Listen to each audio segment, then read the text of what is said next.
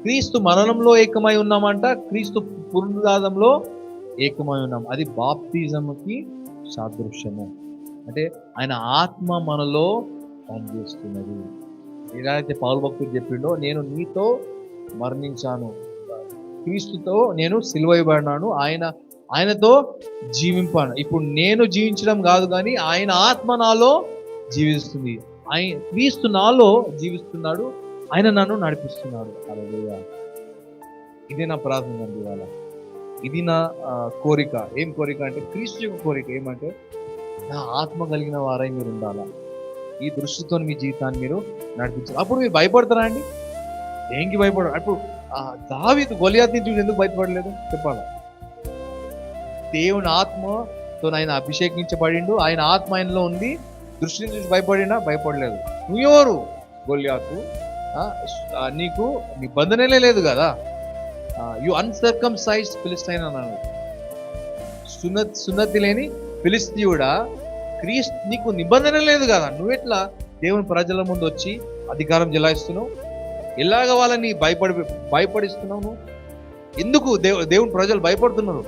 చిన్న బాలుడు అండి దావీదు. ఏం చేసిందండి అది, దాని ఏమంటారు మీకు తెలుగులో? స్లింగ్, రాయి తీసుకొని ఉరికి కుక్కను కొట్టినట్టు కొట్టినాడు. హల్లెలూయా. అపవాది మనల్ని సతాయిస్తుంటే ఇట్లా కొట్టాలని అది కర్మేయాలన్నట్టు ఆయన జీవితం నుంచి మన జీవితాన్ని. అనారోగ్యం మన జీవితంలో పనిచేయలేదు. హల్లెలూయా. అధికారం తీసుకోవాలి మనం. అధికారం తీసుకొని మనం నోరు విప్పి మాట్లాడాలి. జీవమరణము 4వ వశం. Proverbs 18:21 చదవనమ్మా. Proverbs 18:21. ఎలాగ అధికారం తీసుకోవాలా? జీవమరణము. Proverbs అంటే సామెతలు. జీవమరణమును 4వ వశము.